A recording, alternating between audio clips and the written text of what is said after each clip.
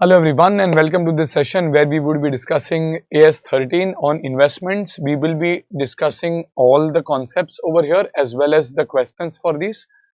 So first we'll go into the standard, we'll go into the nitty-gritty of the standard, then go to the AS case-based type of problems, and then the two types of specific questions regarding bonds and equity shares that the institute can possibly ask, the detailed question. So first of all, this is also an asset linked standard and it covers investments. Now, what are investments? Investments are usually assets that you're holding for the purpose of capital appreciation or for the purpose of earning investment income, like a dividend or interest income in the course of your business. So when I look at items like cars, buildings, machinery, they may be PP, patents, copyrights, they may be intangibles which are held for the purpose of use. Inventories are held for the purpose of sale in the ordinary course of business, but investments are the money, are assets which you are deploying for the purpose of earning a capital appreciation, like you invest in shares, or an investment income like you earn interest or dividend, as the case may be. Remember, your universe of investments does not end at just shares and bonds and deposits. It is much wider. It can also include items like gold, silver, or even investment property, that is land or building acquired with the intention of earning an investment income like a rental income. So over here, this is what you will cover under investments. Now, within these investments, one needs to remember that the detailed guidance for investments will apply for almost every entity except for financial institutions like banks, NBFCs, insurance companies, mutual funds. For these entities, their respective regulators like the RBI or IRDA have given specific instructions for disclosure and measurement, and hence they will override the requirements of AS13. But for every other entity, these requirements for investments will appear. Now, AS13 classifies the investments into two main categories. First, it has something called as current investments. These are investments which are held for the purpose of kind of disposing of within a period of 12 months. Whereas long-term investments are everything other than current. So investments which are held for the purpose of a longer term, that is to be held at or beyond 12 months, are treated to be long term. Now, if the question remains silent, we can assume that the investments are current. Now, ideally, the classification is done based on the intended investment horizon. So, if you intend to hold for a period of beyond 12 months, they are treated as long-term investments. If your intention is to hold less than 12 months, it is treated as current investments. But in most of the problems, the institute has not given you how long you intend to hold, in which case the classification will be based on the actual holding period. So, whenever you are holding less than 12 months, this will be taken as current. If you are holding beyond 12 months, this will be taken as long-term. The institute has almost always taken gold, silver and investment property within long-term investments because you usually don't acquire them for the purpose of trading. So unless otherwise given, gold, silver and investment property, that is buildings, etc., held for the purpose of earning rental income, will be taken as long-term investments. Shares can either be long-term or current. So over here, when you look at applicability, this standard can apply to financial assets like shares, debentures, bonds, and also physical assets or properties like investments in the form of land, gold, silver, etc. Classification, as we said, uh, current investments intention to hold for less than 12 months, long-term investments intention to hold greater than or equal to 12 months, and physical investments are usually assumed to be long-term. Now, when we look at measurement of investments, initial recognition will happen at cost. What all will go as a part of cost? Your purchase price plus non-refundable, non-creditable taxes. Same, like you might have paid securities transaction tax, or you might have paid stamp duty, etc. This will also be a part of your cost if it is non-creditable. And second, any other directly attributable expenses in order to acquire, like for example brokerage, that is paid should be added to the cost of the asset because it is directly attributable to the acquisition. So this is your initial recognition will be at cost. Now, investments usually don't depreciate like a PPE does depreciate. However, at every balance sheet date, you'll have to still show the investments. At what value will you show the investment? Subsequent valuation in the balance sheet. If it is current investments, that is investments which are intended to be held for less than 12 months, you will sell it in the near term, and hence institute says that will measure it at the lower of cost or fair market value. Remember, this is not NRV. NRV for inventories, fair value, let us say minus estimated cost to sell. Here you don't deduct the estimated cost to sell, you will directly take the cost or the fair value, select whichever is lower. This is for current investments. For long-term investments that you're holding for a longer period, the day-to-day market fluctuations does not really matter, and hence you will usually show them at cost only. The market might go down, then it might come up, it might go down, it might come up, and hence I will not compare it with the fair market value necessarily. However, if there's a permanent diminution or decrease in value, then the standard says you'll have to create a provision. Like in AS10 or AS26, you had to create an impairment provision if there was a reduction in earning capacity. In a similar way, you invested in shares of a company. This company had major licenses and those licenses were cancelled by the government. Thereby, the company has a permanent fall in its earning capacity and thereby reducing the value of the investments kind of permanently. And hence, this can be taken as a permanent decrease in value for which a provision should be created and your investment will be shown at the carrying value. That is your cost minus a provision for a permanent decrease in value, and that will be your net carrying value. This is to be done for long-term investments. Now, the problem is if the question tells you that there's a fall in the value, how will you know whether it is kind of permanent or is it temporary? Usually, if it is a fall due to certain business factors like loss of license or loss of major contracts or destruction of assets, these are permanent kind of decreases in value. However, if the fall is due to some day-to-day market fluctuations or due to temporary factors, that is treated to be temporary. If nothing is given, institute can make an assumption and solve.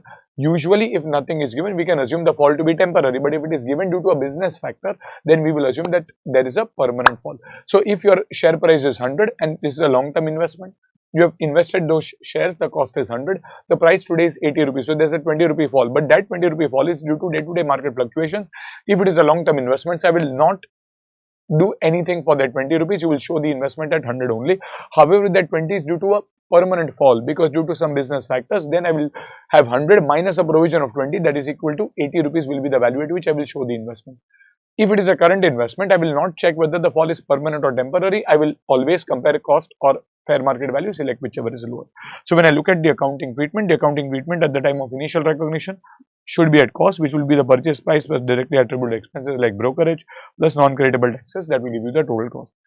When you look at subsequent balance sheet, current investments will be lower of cost or fair market value, not NRV, fair market value. And long-term investments will be shown at cost less provision for permanent reduction in value. From an exam perspective, remember that if the fall is due to a business factor, it is treated as permanent. If it is due to day-to-day market fluctuations or given to be temporary factor, you don't need to create any provision. Now, it is possible that the investments can be sold or it is possible that the investments can earn some income. So, how do you deal with that? Well, when you sell the investments, you will find the net sale proceeds, that is your selling price minus brokerage or any other expenses, that is your net in hand proceeds, and compare it with the cost of the investments to find a gain or loss on the sale. The problem is how do you calculate the cost? The cost over here will be calculated using weighted average method. So you might end up buying stocks, like for example on 1st April you might end up buying 100 shares at the rate of rupees 10 per share. Then on 2nd of June you buy another 50 shares at the rate of rupees 12 per share. Then on 2nd of July, there may be a bonus issue, 1:1 bonus issue. There is a 150 bonus shares. This is at 0 rupees. There may be even right shares. Right shares are shares which are received at a concessional price, whatever be it. So all of these will be considered. And now, if out of these shares, let's say total I have 300 shares. Now, apart from that, there can be right shares as well. Let's say the rights ratio is 1:5. For example, that means out of the 300 shares that I'm holding into, let's say on 2nd of September, out of the 300 shares that I'm holding into 1/4, for example, you have 75 rights entitlement. What can I do? Well, these rights entitlement are at a concession rate of, for example, 8 rupees. I can pay 8 rupees and that will increase my investment. But what do I do? Out of this 2/3, let us say I am buying, but I don't have money. So for the remaining 1/3, I will sell the right entitlement, transfer the rights entitlement to someone for some consideration. So 2/3 of this I am subscribing. So this is 2/3 of 75 into 2/3 comes to, let's say, 50. So these 50 I am subscribing. So this is 50 into, let us say, 8 rupees. And for the remaining 25, I am selling it at, for example, 2 rupees. Or let's say I am selling it for, let's say, 3 rupees.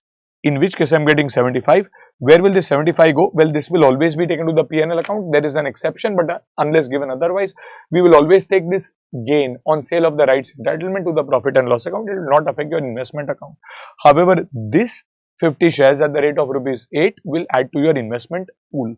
Now, if I go to see my total investments over here are, let us say, 350. And if I look at the total cost, this is 1000, this is 600, this is 0. And this is 400. So if I go to see for the total 350 shares, my total cost seems to be 2000. So over here, your weighted average cost per share would be 2000 divided by 350. Now the point is, I might be selling 100 shares. Now, I don't know which of those 100 shares are sold. Is it FIFO? Is it LIFO? Is it weighted average? Institute says you will always have to take weighted average unless you are a stock broker, in which case your shares are in the nature of inventory. And as per AS 13, you can either take FIFO or weighted average only and only if you are a stock broker. In all other cases, you will have to take the weighted average method only, and hence we will calculate the gain or loss using the weighted average method unless the question tells us other way around. So this is into, for example, 100. So this is 2000 divided by 350 into 100 comes to, let's say, 571. So this is my average cost, and I will try to find the gain or loss. Let's say these 100 shares are sold, and when they are sold, the rate is, let us say, 9 rupees. So 100 into 9, that is equal to 900 minus 571, that will give us a gain. Now I will not take FIFO unless the question specifically tells me that it is a stock broker and we are following FIFO. Otherwise, your gain on sale, where you calculate profit and loss, where you will be taken to the profit and loss, and this will be calculated, the cost will be calculated using weighted average method. Okay, this is a little important when we do detailed bigger questions. Second is income on investments. Well, this income can be in the form of interest in case of a bond, which is recorded on a time basis, or it can be dividend in case of a share, which is recorded when the right to receive is established. Usually these incomes have to go to the profit and loss account. However, in rare circumstances, what will possibly happen is there may be some income which is maybe in the form of interest or maybe in the form of dividend, which pertains to a period prior to your date of acquisition. I'll again repeat, there may be some income which pertains to a period which is prior to your date of acquisition, in which case you will have to figure out how to account for that income. The general rule is, if it is a pre-acquisition income, that can be a pre-acquisition interest or it can be a pre-acquisition dividend, you will reduce this from the cost of the investment, and the post-acquisition income will be taken to the profit and loss account. So the general rule over here is, whether it is interest or dividend, if it is pre-acquisition, that is pertains to a period prior to the date of acquisition, you will reduce it from the cost, whereas if it is a post-acquisition dividend or interest, it will be taken to the P&L. Over here, the concept of X interest and cum interest is quite applicable. So let us say there is a bond with a face value of 100 rupees and the price of the bond. Now this bond has a 12% per annum rate of interest, and this rate of interest is paid half yearly, for example on 30th June and 31st December. Now you decide to buy this bond on 1st of March 2024. If you decide to buy this bond, you will have to pay for the price of the bond. Let us say the price of the bond today is, for example, 101. This is called as the X interest price. This is a pure price of the bond, even if there is no accrued interest. However, if I were to buy this bond on 1st March, what happens is the company will give me the next dividend on 30th June, but the company will give me dividend on 30th June for the entire 6 months. However, I will be holding the bond only for March, April, May and June, only for 4 months. Still, the company will give me dividend for the entire 6 months, and hence at the time of buying or at the time of selling, the seller will recover from me 101, which is the price of the bond, but at the same time they will recover from me something called as accrued interest. Now this is what makes bond questions a little tricky. So if I were to calculate the accrued interest over here, for example on 1st of March 2024, my accrued interest would be, interest is a percentage of face value. So if I want to calculate the accrued interest, I will say 100 rupees into 12%. The last interest payment was 31st December. The seller received that. The next interest payment is 30th June. The seller will not receive that. So seller cannot recover the entire interest from you. However, for the first 2 months when the seller actually held it, the 2 rupees the seller will recover from you, and hence you will pay 103. That is called as a cum interest price. So your journal entry should ideally be investment account debit 103 to bank 103, because you are paying 103. However, we will say that out of this 103 rupees, 2 rupees is attributable to income that you will earn pertaining to the pre-acquisition period, and hence that will not be a part of your cost. 103 minus 2, that is equal to 101. That is your X interest price, should be the value at which you will record the investment. However, you are paying to bank, let us say at 103, and hence the 2 rupees that is remaining, you will debit, let us say for the time being, interest. This is 2 rupees. Now this is on 1st March. Now come 30th June, what will happen is you will receive interest. You will be the holder on 30th June, that is a record date, in which case the company will give you interest for the entire 6 months. It does not know what which people have changed hands during those 6 months. It will say, if you are the holder, I will pay you 12% into, for example, 6 by 12, and hence I will earn 6 rupees. Now, if I look at my PNL, there's an interest credit of 6, there's an interest debit of 2 rupees, and hence the net 4 rupees, which is income for the next 4 months, March, April, May, and June, which is post your acquisition, which should have gone to the PNL. So this is how I manifest this understanding that your pre-acquisition income is reduced from the cost. So your total price, that is cum interest, including accrued interest, minus 2 rupees, that is 102 will be the cost, and the post-acquisition, that is maybe 6 minus 2, that is equal to 4, will go to the profit and loss account. Okay, this applies, let us say, for bonds. It will also apply for shares. For example, you might have shares which you have purchased on 1st of April 2010, 100 shares. Then the next lot of shares you purchased on 20th of June 2012, another 50 shares. Let us say the face value is rupees 10. Now, on 20th of September 2012, the company decided to give a 20% dividend for the year 11-12. Now, in the year 11-12, I was very well holding these 100 shares, and hence the dividend of 20% on these 100 shares will be taken to the PNL. However, these 50 shares were in existence, but I was not holding them in the year 11-12. However, I acquired that in the year 20th June 2012. But because I am holding these shares on 20th of September, I will get the dividend. So, a total dividend will be into rupees 10, that is a face value, into 20%. Again into 20%. So this will come to, for example, 200. This will come to, for example, 100. So what will I do with this 200? Well, I will take this to the PNL account because this is dividend for the year 11-12. I was holding the shares in the year 11-12, and hence this dividend will be taken to the profit and loss account. It is post acquisition. On the other hand, this 100 rupees is received by us. However, this pertains to a period when you were not holding these shares, and hence this is pre-acquisition dividend and it will be reduced from the cost. We will see it in sums. How do you actually show that as a reduction from your cost? So, if your total cost of your investment, I don't know how much it is. Let's say these 100 shares you had bought at 15 rupees, so it is 1500. These 50 shares you bought at 20 rupees. Let's say this is 1000. Your total investment may be 2500, and then from that I will subtract this 100 rupees because it is pre-acquisition dividend. Your journal entry will be bank account debit, for example 300, to dividend income 200, which will go in the PNL, to investment, which is 100 rupees, which will be reduced from the cost of the equity investment. Remember, this is dividend that is received. There may be a possibility that during the current year, between June and September, you might have issued new bonus shares or new right shares. These shares were not even born in the year 11-12, and as a result, the company will usually not even give any dividend on these bonus shares or right shares because they were not even in existence. Remember, the shares of 20th June, 50 shares, you bought them on 20th June. However, the shares were very well in existence and held by someone else. By the way, the dividend for that period 11-12 you are going to get, so that is pre-acquisition dividend. But generally for the bonus or right shares which are issued prior to between, let's say, 20th June and 20th September, there will be no real existence for the year, and hence most companies will not even give in dividend on that. So one needs to remember that. Acha, then there is another special case. In case rights are renounced, that is sold or transferred, any gain on renouncement will be taken to the profit and loss. This is generally the case. If nothing is in, you will always take that. The only exception to this rule is in case you had acquired these shares on a cum right basis. The question has to tell you that. In case, and we'll do a sum, I think question 14 also on similar lines.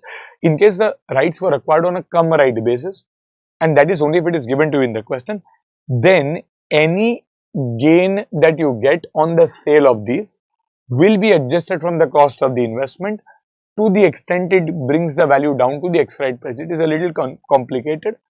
We will just review this. For example, over here, if I were to buy the shares on a cum right basis at rupees 12. So, cum right means I am paying for the share as well as the right entitlement. X rights, after the rights is over, the price falls down to 10 rupees. So, there is a 2 rupee fall. It appears that the share price is falling, but that is because the share is now excluding the rights. But what did you do with the rights? Well, I sold the rights and I got 3 rupees. So, usually on the sale of rights, 3 rupees will go to the PNL. Here I will say this 3 will not entirely go to the PNL. To the extent of 2 rupees, there is a reduction in the value. I will adjust it against the investment, and hence my investment will be 12 minus 2, that is equal to 10. So, that would be it, and the excess one will go to the P&L. So for example, in this case, your entry would be bank account debit on sale of right entitlement, I am betting 3, to investment, I will credit 2 rupees, to gain on sale in the P&L 1 rupee. This is only if you are told that the shares are acquired on a come right basis and a separate ex right price is given in almost every sum that is not given except for question 14. So we will review that over. Okay, and then there is reclassification. Can you reclassify investment from current to long term? Well, yes, your original intention was to trade. However, now you want to hold them for a longer term period, so you can reclassify.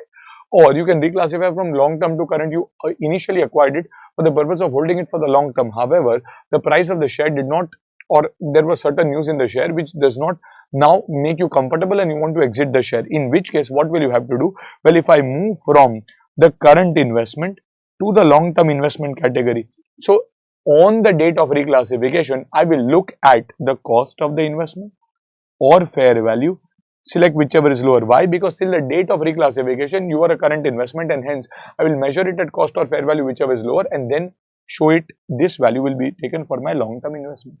But if it is long-term investment which is moving at current investment, here the fair value is irrelevant.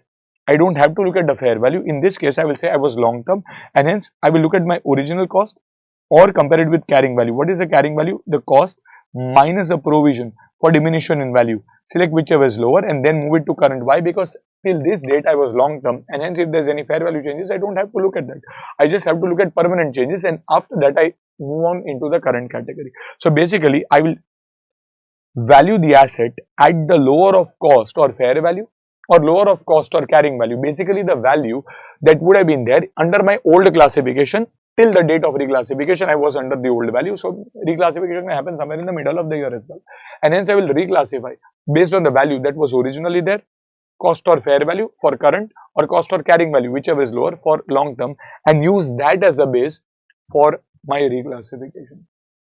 So over here, you recorded lower of cost or fair value when you move from current to long term and lower of cost or carrying value when you move from long term to current. Now that takes care of your discussion regarding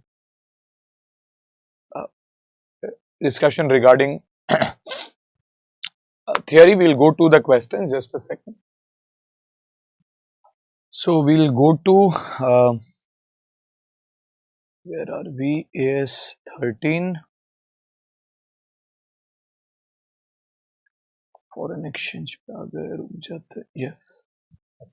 So there are around 20 odd questions. I would say around 20 questions are like case based accounting standard type questions, whereas the other 10 questions are broadly repetitive. They are requiring you to solve for a company having an investment either in a bond or in a share. They are broadly repetitive.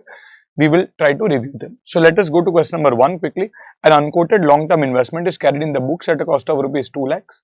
The published accounts of the unlisted company received on May 17 show that the company was incurring cash losses and declining market share. So that is a business problem and the long term investment may not fetch more than 20,000. So there seems to be a decline in value which is permanent because this is due to cash losses and declining market share which is permanent in nature. How will you deal with preparing the financial statements of R for the year ended 31st March 17? So we will show the investment at cost, that is 2 lakhs, and create a provision for the permanent diminution to the extent of 180, and you will show the investment at the carrying value, for example, of 20 rupees. That is about it. So over here this will be shown at 20. Second, on 1st January 17, X made an investment of 600 lakhs in equity shares of Y. 50% long term category and rest is temporary. So out of this, I can say 300 goes into the current investment and 300, that is 50%, goes into the long term. 200 lakhs. All of that. So 50% of that is current and 50% is long term. Y lost a case of copyright. As Y lost a case of copyright, so this is a business related loss and hence this is treated as long term. So I will compare this cost with the fair value, which is 100 rupees, select whichever is lower, and hence the value in the balance sheet of the investment will appear at 100 only. In this case, I will not compare this with the fair value. However, I will have less a provision for a permanent decrease in value, which seems to be around 200 rupees ka provision, and hence in the balance sheet, even over here, I will show this at 100 rupees. From the given market conditions, it is apparent that the reduction is not temporary in nature. So this is permanent in nature. How will you recognize the reduction in the financial statements for the year ended 31st March 17? So you will create a write-off for the current investments worth 200 and you will create a provision for a permanent decrease in value for the long-term investments. Basically, your total investments will appear at 100 and 100, that is equal to 200 in the balance sheet, and the loss of 400 will be recorded in the current year. Now question 3 is a LDR question. It is an important question, I would say. So let us review this. A Limited invested in shares of XYZ on 1st December at a cost of 50,000. Out of these shares, 25,000 were purchased with an intention to hold for 6 months. So this will be current investment. So the remaining 25,000 will be long term. And rupees 25,000 were purchased with an intention to hold it as a long term investment, very clearly given. A Limited also earlier purchased gold at a cost of 1 lakh and silver at a cost of 30 lakhs on 1st April 19. Market value on 31st March 2020 of all of the above investments is as follows. So you have shares worth 47,500. Decline in the value of the shares is temporary. So I will say 47,500 into 50%, that is 23,750 will be the value of my current investment, that is a fair value. For long-term investment, if I go to see over here, let me just see over here if I have some space. So I will look at current investment of shares. Their cost is 25,000. Compare that with 23,750. Select whichever is lower, that is 23,750. The remaining shares are long term, and long term I will show it at 25 only. The remaining 1250 loss is not a diminution in value, and hence I will keep it at 25 only as per AS 13. For gold, the value is 1,80,000, silver it is 30,55,000. So over here there is no diminution. In fact, the value is going up, and these are long term investments. I have to show them as cost less permanent diminution. If any, there is no permanent diminution, so they will continue to remain at the same value. How will the above investments be shown in the books of accounts of Mrs. A for 31st March 2020 as per AS 13? So this will be 23,750 for the current investments, 25,000 for the remaining long-term investments, 1 lakh rupees will be the cost of gold, and 30 lakhs will be the cost of silver. There is no permanent diminution in value, and hence this will appear at 31 lakh 48,750. This is your total value of your investments. Okay. Next is question number 4. Now basically question 4 le lo, question 5 le lo, question number 19 le lo. All of these are broadly similar and in fact a little more simpler as compared to question number 7. So I'll just touch upon question number 7 from the May 19 paper, and then we will review the other questions if required. On 15 June 18, Y wants to reclassify its investments in accordance with AS 13. Decide and state the amount of transfer based on the following information. So portion of long-term investments on 1st March 17 are to be reclassified as current investments. This is going from long-term to current. The original cost of these investments was 14 lakhs but had been written down by 2 lakhs to recognize other than temporary decline. So your carrying value will be 12 lakhs.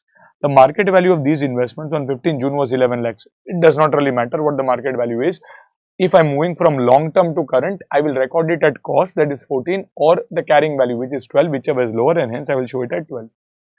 Second, another portion of long term investments on 15 January is to be reclassified as current. Again the same.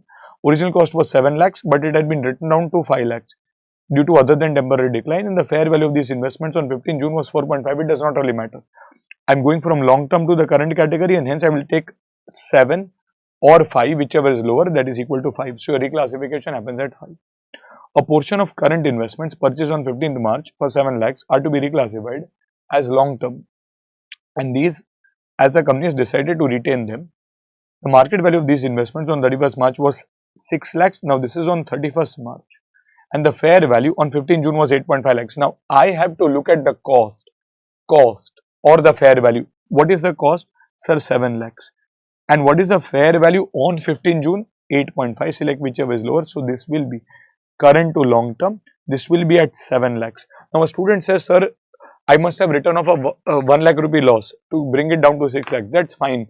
When I need to compare, I don't compare carrying value with the fair value. I will compare the cost, that is 7 lakhs, with the fair value, which is 8.5 lakhs on the date of reclassification, and hence this will be at 7 lakhs. And lastly, another portion of current investment on 7 December for rupees 4 lakhs are to be reclassified as long-term investments.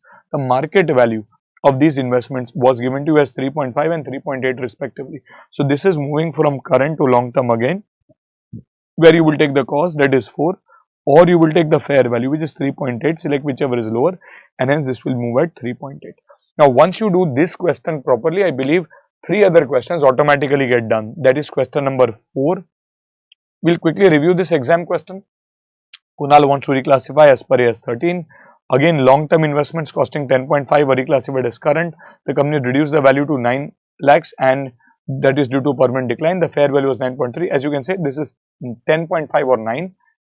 10.5 cost, 9 which is the fair value, 9 which is the carrying value. Select whichever is lower. So this comes to, let us say, 9. Long-term investment costing 14 lakhs to be reclassified as current. Fair value on the date is 16 and the book value is 14. So maybe you will show this as 14 only. So as you can see over here, this was 9 in the first case, 14 in the second case. Current investment costing 12 to be reclassified as long-term. As a company wants to retain them, the market value was 13.5. So this is 12 or 13.5, whichever is lower. So this is 12. And current investment in D costing 18 to be reclassified to long-term. Market value was 16.5. 18 or 16.5, whichever is lower. So this is 16.5. So as you can see, this is 12 and this is 16.5. So this is question number 4. Once you do 7, I believe other questions fall in place. Even question number 5. Paridhi Electronics has a current investment purchase for 5 lakhs, which the company wants to reclassify as long term on 31st March. The market value of these investments was 2.5.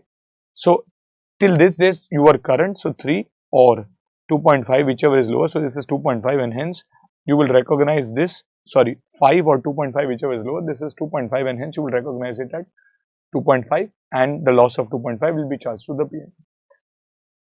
Okay, so this next you go to question number 6. Z Bank has classified its total investment on 31st March 18 into 3 categories. This is a Z Bank, remember, held to maturity, available for sale and held for trading as per RBI guidelines. Remember, AS 13 does not require this, but because it is a bank, RBI guidelines will override. Held to maturity are carried at acquisition cost less amortized amount, available for sale are carried at mark to market, and held for trading are valued at weekly intervals at market rates. Net depreciation is charged to the revenue and net appreciation is ignored. Now, this is not what AS 13 mentioned. You are required to comment whether the policy is in accordance with AS 13. The answer is no, because AS 13 does not apply to banks.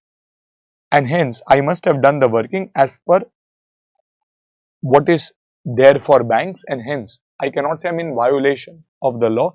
Maybe I'm not following AS 13, but because it can, for a bank, it is not applicable. So over here, as per AS 13, is not applicable to a bank, insurance company or a mutual fund. Okay, question 7 we have discussed. Then you have question number 8. This is also an important question, I would say. A similar question has also come. Okay, this is the exam question. Mr. Mohan has invested some money in various mutual funds. Following is the information which is given. So you have been given information.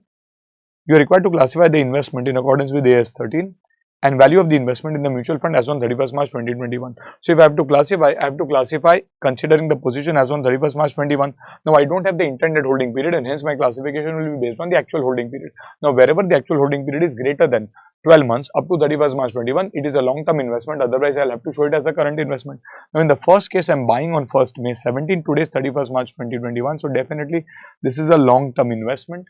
Second case, I've bought on 5th August 2020 and today I'm on 31st March 21. Now I have not been given what is my intended holding period and hence I'll have to classify based on actual holding. Actual holding is less than 12 months, so this is current.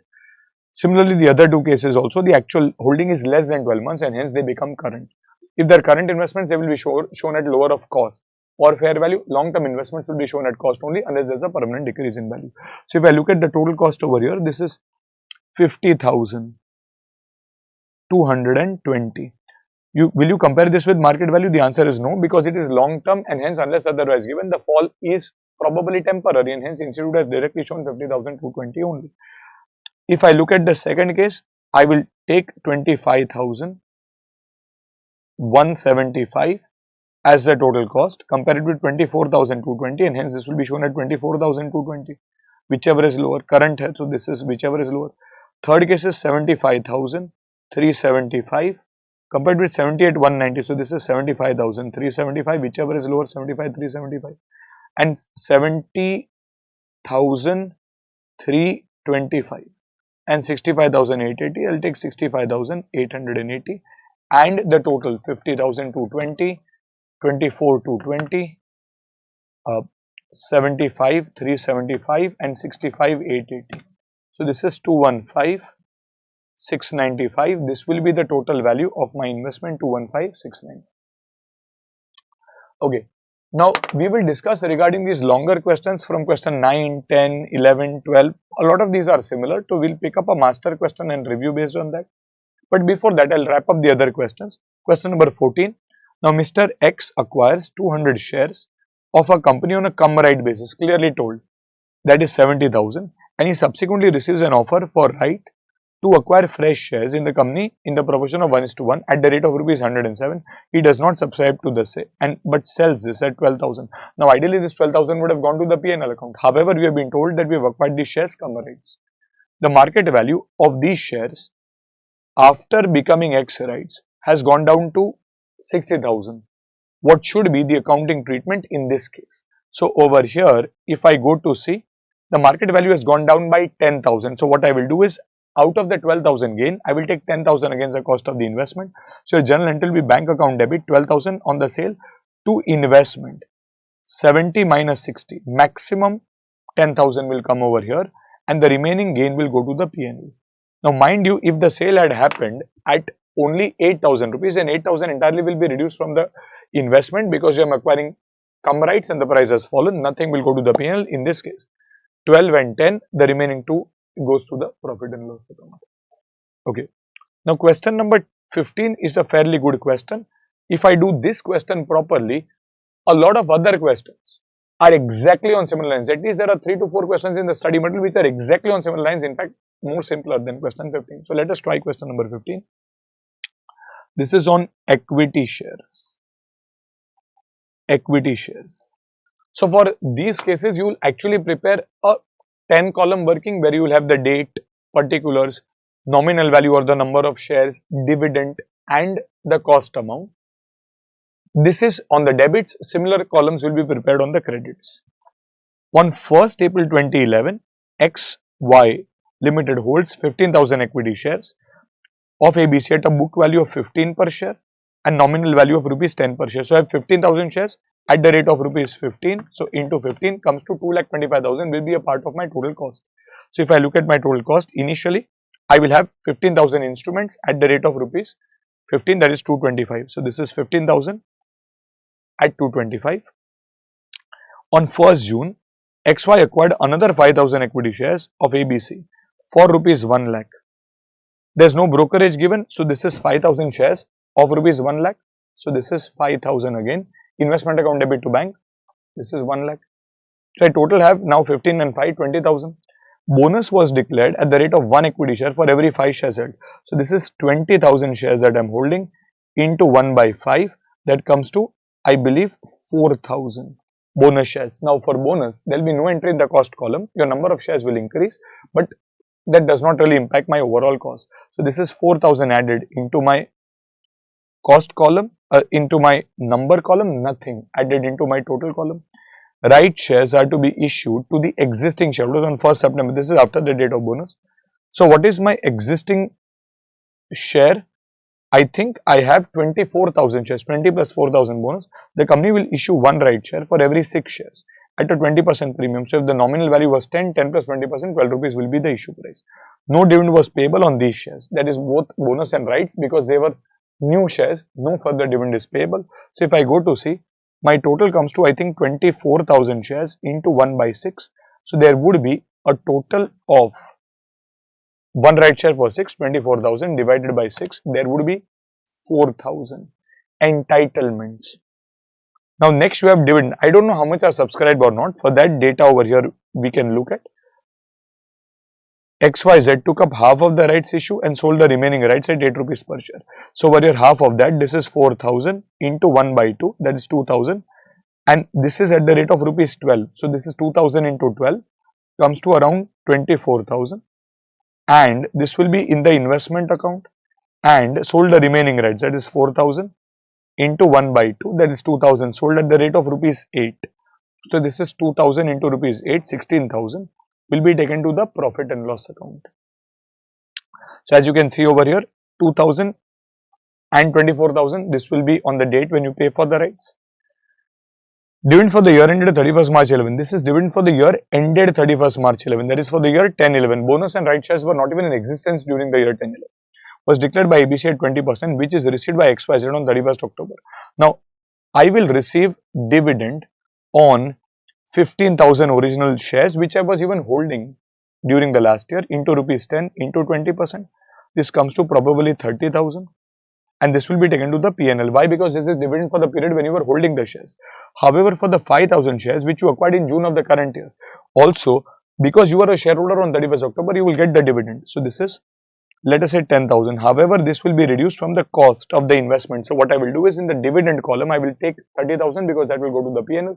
Whereas in my cost of investment column, I will take 10,000. My journal entry will be bank account debit 40,000 to dividend income in the P&L 30,000 to investment 10,000. So over here, this is 30,000 and 10,000 in my investment.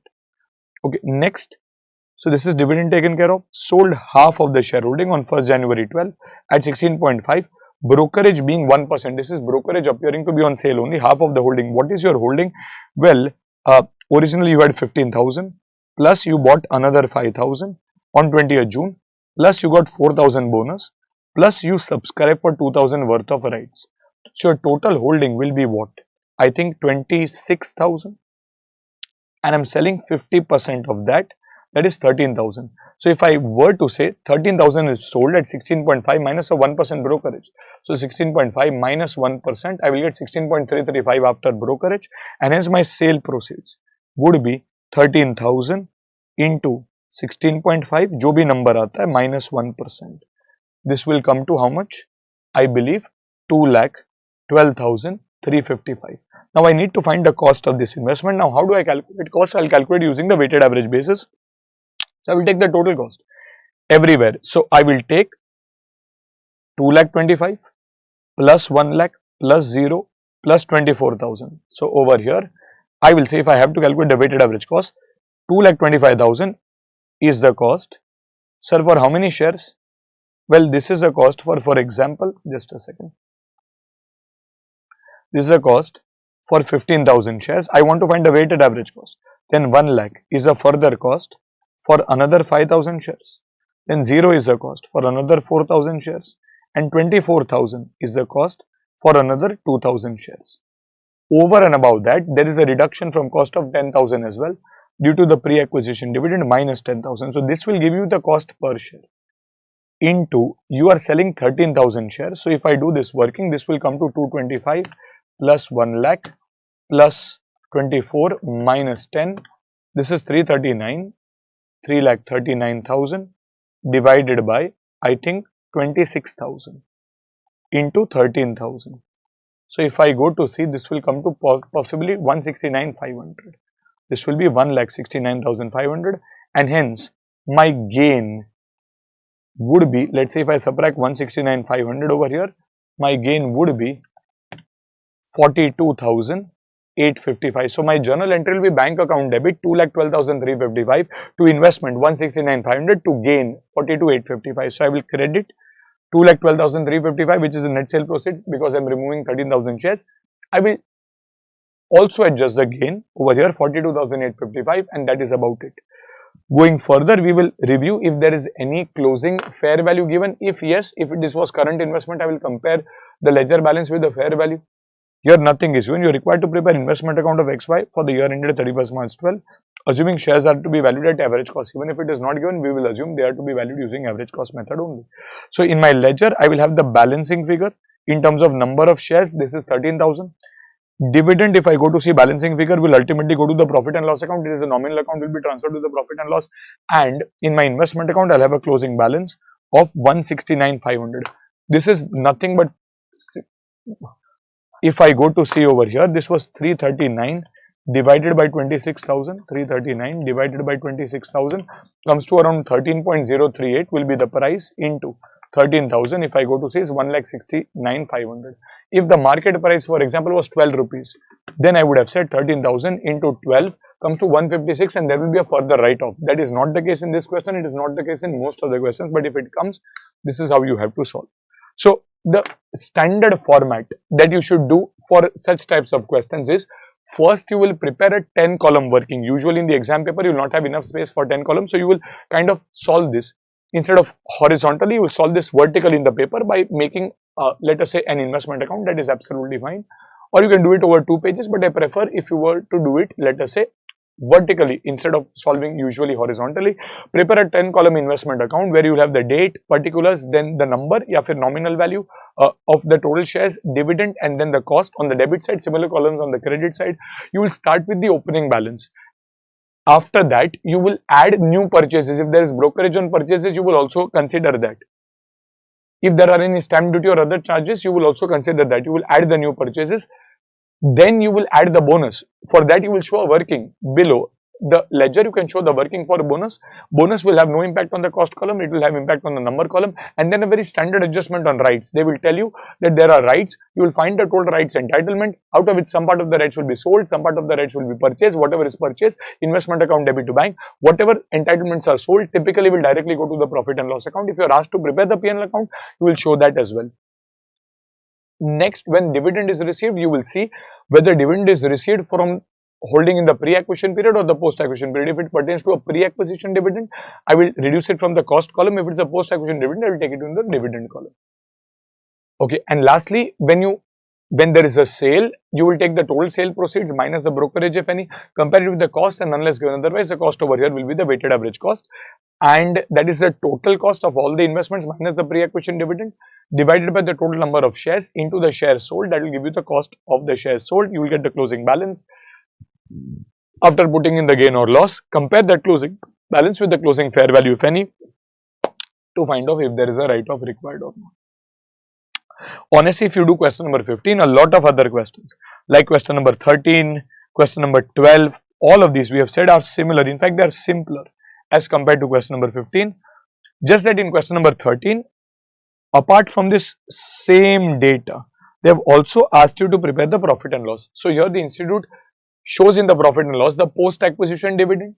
It will show in the profit and loss gain on sale of rights and gain on sale. So over here in question 15, if I were to make the profit and loss account, what all will go in the profit and loss account? Dividend of 30,000 that was received, gain on sale of rights entitlement of 16,000, and gain on sale of 42,855. These are the three items that will go in your profit and loss account, and that is what is there in question number 13 as well. So if I look at a similar working, I'm not going to do that same question again and again. In the study model, you will see the similar questions again and again. So over here, profits, sale of rights, and dividend, post-acquisition dividend, these will be coming. Okay, so this is a classic question when it comes to, for example, shares. Then you can look at either question 16 or 17 as a case maybe when it comes to bonds. Now the hidden adjustment in case of bonds is for accrued interest. So again, you will mark this as important. We will review question number 16. 17 is on similar lines only. So let us say the following information is presented as a word is a stockbroker. Now if he is a stockbroker, he can value using FIFO or even using weighted average. Relating to his holding 9% central government bond. So this is again you will prepare a 10 column working, but यहाँ पे instead of showing the number of shares, you will show the nominal value because interest is calculated on the nominal value, that is number of bonds into the face value, and instead of having a column for dividend, you will have a column for interest. The opening balance at nominal value was 1,20,000 and cost is 1,18,000. Nominal value of each unit is 100. That is fine. So there are 1200 units. Nominal value is, this is opening balance 1,20,000, cost is 1,18,000. Okay, so this will come. But opening mein there can be accrued interest as well. On 1st March, you purchased 200 additional units, X interest, that is 98. So I must have paid 200 into 98, that comes to what? 19,600. This will go in the cost column. But I also need to check for accrued interest. This is X interest. So if there is any accrued interest, it will be separate. Sir, how will I figure out? Well, last May if I see interest dates are 30th September and 31st March and the books are closed on 31st December. So maybe this is the opening balance. So when I look at the opening balance, just a second. When I look at the opening balance over here, in my opening balance, I had 1,18,000 in the cost column. देखो nominal column will be 1,20,000. इसमें कोई बड़ा बात नहीं है. Similarly over here in the nominal column you will have, for example, 20,000. That is okay. But is there any accrued interest? Well, the last interest payment date was 30th September. So in the opening, there must be 3 months of accrued interest. So in my opening, I might say 1,20,000. In my opening, 1,20,000 face value into 9% into 3 by 12. That is October, November, December. इसका interest अभी तक मिलना बाकी है. 120 into 9% into 3 by 12. So there would be 2,700 of accrued interest in my opening. Then when I purchase on 1st March, I will purchase bonds worth 20,000. However, the seller will charge me for the accrued interest for 5 months. Why? October, November, December, January, February. So this is 20,000 into 9% into 5 by 12. And this comes to 750. This is 750. This was 2,700. So this is 750, which is there in the accrued interest column. Now, before 1st of July, there will come 31st March. And on 31st March, you will receive interest. Achha, total face value of the bond is how much? You are holding 1,40,000 worth of bonds into 9% into 6 by 12. For the entire 6 months, no matter how long you were holding, 1,40,000 into 9% into 6 by 12, you will get 6,300. Your entry is bank account debit to interest. In the credit side, you will put the interest. So at least I'll come up to here. So if I look at my opening balance 1,20,000, there is an accrued interest of 2,700. This is a hidden adjustment, and 1,18,000 this was given. Koi bada baat nahi. When I look at the purchase, I will say in my column X interest price. If there was any brokerage, I will add the brokerage and write, but only the X price will be taken. The interest of 750 will go in the column over here, and then there would be interest received. The entire 6,300 will be taken in the interest column. Okay. Next, you go to 1st July, sold 500 units, X interest out of the original holding at 100 rupees. Okay, this is out of the original holding, and last line, if you see, they say show the investment account as it would appear in the books of Z if Z follows FIFO. If it was weighted average, we would have done using weighted average, but here it is FIFO. So over here, if I have to find the gain on sale, I will say the selling price would be on 1st July, it would be 500 into 100, which will come to 50,000. Remember, this is X interest, but like the seller, I will also recover accrued interest from the buyer. What would that be, sir? 50,000 into 9%. Achha, last interest payment date was in March. So April, May and June into 3 by 12. So over here 50,000 into 9% into 3 by 12 comes to 1125. I will also recover 1125. But for the bond worth 1,18,000 in my opening balance, I am selling that for 50,000. So over here, if I want to find the gain on sale, my selling price is 50,000. I'll compare this with the cost. So I will say 1,18,000 was the cost for bonds with a nominal value of, let's say, 1,20,000. That is 1,200 bonds of rupees 10 each. For 500 bonds, what will be the cost? 1,18,000 divided by 1,200 into 500 comes to, I think, 49,167, and hence there would be a gain of 833. Your journal entry is bank account debit only for the sale transaction, bank account debit 50,000, to investment 49,167, to gain on sale 833. Apart from that, I will also receive bank account debit 1125, to accrued interest or interest will be 1125. So if I go to say 50,000, 1125, and Samne, there is a 833 gain which will be taken to the profit and loss account. You will have to prepare this format and get an understanding once properly to take this further. So you have sold these units, then you purchase 150 units at 98 come interest, but you are purchasing this on 1st October. Just before that, there is a 30th September interest payment date. On 30th September, kitna interest hoga? Sir, I was originally holding bonds worth 1,40,000, of which 50,000 nominal worth value of bonds are sold. So I currently have bonds worth 90,000 into 9% into 6 by 12. So this is 90,000 into 9%, 90,000 into 9% into 6 by 12 will possibly come to 4050. So as you can see, 4050 will be by bank. This is interest received. Now on 1st of October, you are buying the shares, but this is just immediately a day after the interest payment date. So there is no interest element in this. This is directly 150 into 98. this is equal to 14,700. Sir, it is come interest. There is no interest. If it was come interest, actually there was interest, then I would have reduced it and taken that in the investment column, and interest would have been taken in the interest column here. The entire 14,700 will be taken in the cost column. There is no accrued interest. Then again on 1st November, you are selling 300 units, X interest at 99, again out of the original holdings. So over here 300 units are sold. So your selling price over here is 300 into 99. That is equal to 29,700. There is no brokerage. If there is brokerage, I would have subtracted 29,700. Compare this with the cost. Now, how will you calculate the cost? Well, 1,18,000 was the cost of total 1,200, out of which 100 were earlier sold. Now, another 300 is sold, and hence 1,18,000 divided by 1,200 into 300 will come to 29,450 probably. 29,450. मैंने बेचा उसको कितने में है? 29,700 minus 29,450 will be a 250 gain. So if I go to see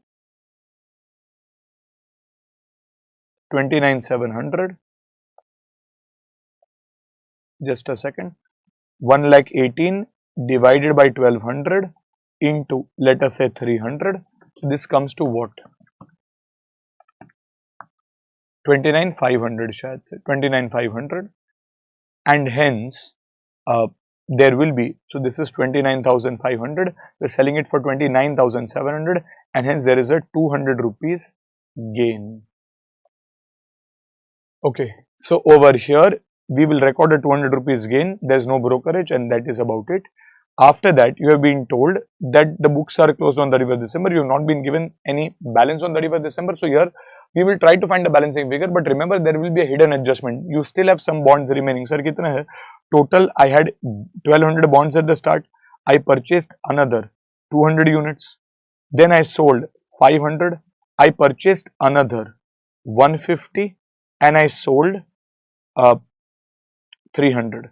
So I still have, I can find that as a balancing figure from the nominal value column as well. Minus 500 plus 150 minus 300. So this is 750 bonds with a nominal value of rupees 100. So 75,000 should be my closing balance in the nominal value column, 750 into 100.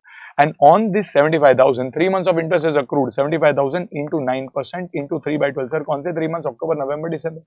3 months of interest is accrued. So that is 1688. This will come in the interest column. This will be interest accrued, will come in the interest column 1688, and that is about it. So you will show interest accrued, and then there will be a balancing figure over here. There is no market value to be shown, to be compared, and then 73,633, which will be the balancing figure of all of these items, will be taken, and interest ka jo bhi total aata hai, 1, 2, 3, 4, 5 minus what you have paid, whatever is the balancing figure over here will be taken to the P&L account, because this is your overall interest earned. So it's a little tricky, I would say. The only thing that you have to be careful over here again in terms of steps is, first you prepare the 10 column working. Second, you note down the opening balance, and while you note down the opening balance, be careful if there is any accrued interest in the opening balance. How will I know, sir, if there is accrued interest? If your opening date is not coinciding with the last interest payment date, if there is any gap, like the opening date over here was 1st January, the last interest payment date was 30th September, so there is a gap of 3 months, there would be accrued interest in the opening. Next, every further purchase that you make, you will record, let us say, the investments. Every further purchase you make, you will record the investments, and correspondingly, you will also create an accrued interest calculation. If investments are purchased X interest, that will be your total column, including the brokerage, and accrued interest will come in the interest column. When you sell again, whatever is the accrued interest till the date of sale will go in the interest column, and X interest values will go in the outside column. Compare that with the cost. Cost can be either weighted average or FIFO, and find a gain or loss on sale. So I would strongly recommend you try question number 17. It's an easier version as compared to question 16, because here the interest payment dates coincide, but here there is brokerage as well as there is a comparison of cost or market value. So if I go to question 17, Mr. Purohit faces the following details relating 8% debentures of 100 rupees held as current assets. So this is current investments. On 1st April, opening balance of nominal value 1,20,000, cost is 1,80,000. अच्छा, नीचे अगर आप देखें, we have been told due dates for interest are 30th September and 31st March, which means in the opening balance there is no accrued interest. There is no accrued interest. The entire 1,18,000 will be in cost, 1,20,000 in the nominal value. On 1st July, 100 debentures purchase X interest at 98, so this is 9,800 for the investment, but 100 into 100, that is 10,000 of nominal value into 8% into 3 by 12, probably around 200 rupees will be your accrued interest in the purchase. On 1st October, now before that there will be an interest received, so this was opening balance of 1,20,000 plus another 10,000, that is 1,30,000 into 8% into 6 by 12. So this will come to 5,200 of interest income that is received. Further, you have sold 200 debentures, X interest at 100. Over here you are selling it exactly on this date. Okay, here there is a challenge. You have been told later brokerage of 1% is paid for every transaction. So if there's a brokerage, 100 debentures into 98, that is 9,800 plus 1%. So this is 9,898. Next, when there's a sale, you are selling 200 at 100. This is 200 into 100 comes to 20,000 minus 1%. This is 19,800. Achha, which method is to be used? Are we told show investment account as would appear? Assume FIFO method is followed. Maybe you are a stockbroker and FIFO method is followed. So you will take your cost, saying 1,18,000 is the cost for 1,200. You are selling 200 and hence 19,667. So this is 19,667 will be your cost, and hence there will be a gain, I think, of 133. This is 19,800 after brokerage, and there will be a gain of 133 which will go in your profit and loss account.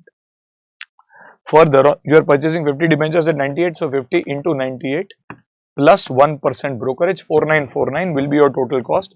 However, the interest payment date is different, and hence 3 months of interest will be recovered. 50 into 100 into 8% into 3 by 12, there will be 100 rupees worth of accrued interest to be recovered. Further, there is a sale of 200 debentures at X interest at 99. Again, originally I had 1,200 debentures, out of which 200 were earlier sold. I still have 1,000. FIFO is followed, so another 200 is sold from that. So over here, this is 200 into 99 comes to 19,800 minus 1%. This is 19,602. This is 19,602. Now again, if I were to find the cost for these 200, it will come to 19,667. So 19,667 minus this 65 or 64 will be your loss over here. Okay. Mr. Purohit closes books on 31st March. Brokerage is paid at the X interest price. Show how the investment account will appear. Last May you have been told market value of 8% debentures is 99 rupees. So at the end of the year, I will have how many debentures lying with me? So I had originally 1,200 plus I purchased 100 minus I sold 200 plus I purchased 50 minus I sold 200. So I am left with what? 1,300 minus 200 plus 50 minus 200. I think I am left with 950 debentures.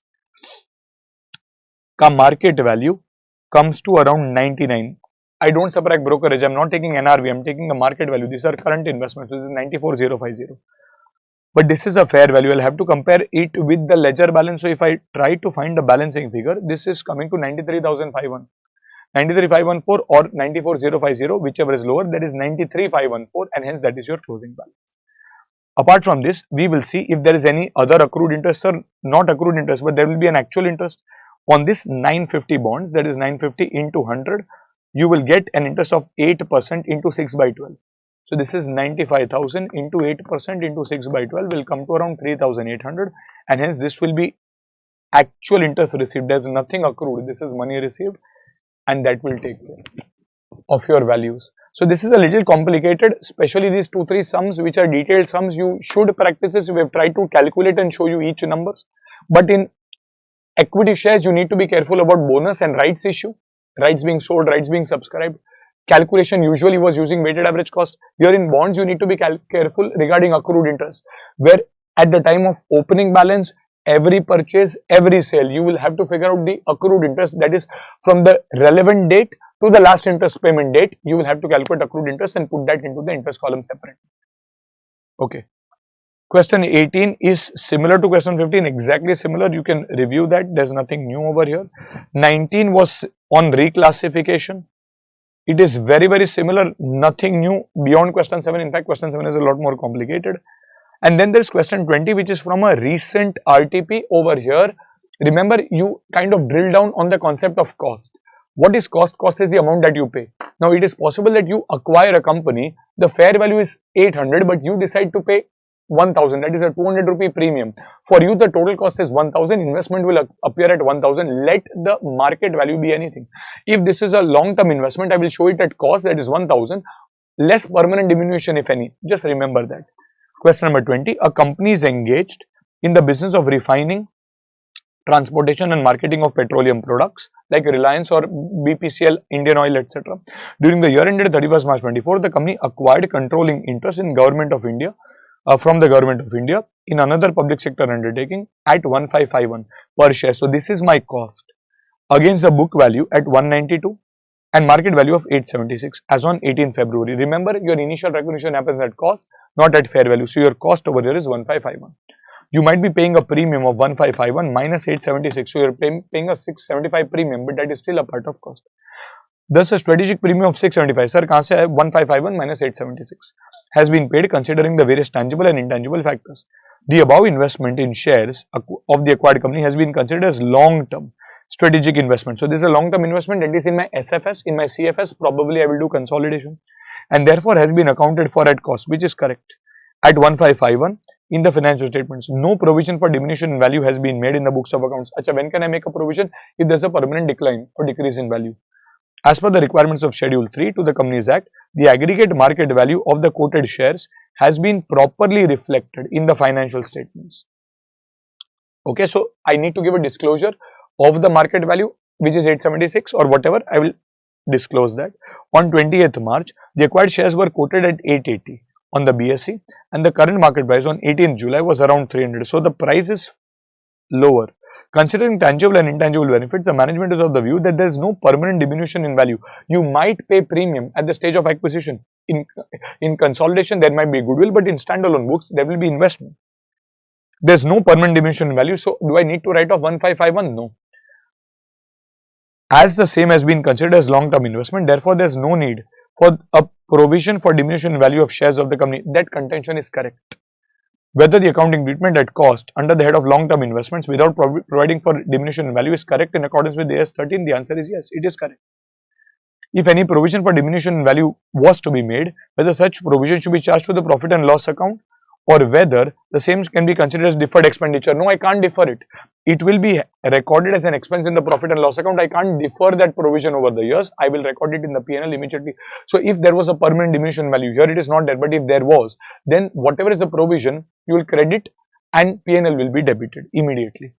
Whether the premium paid for strategic benefits described in facts of the case can be accounted for separately in the books of accounts, keeping in view that AS 13 specifies long-term investment should be recorded at cost, and there is no specific provision regarding the accounting for premium. Well, premium is a part of my cost, and hence there will be no separate recognition for premium. You will show the entire 1551, which includes the premium, so that will be your overall cost.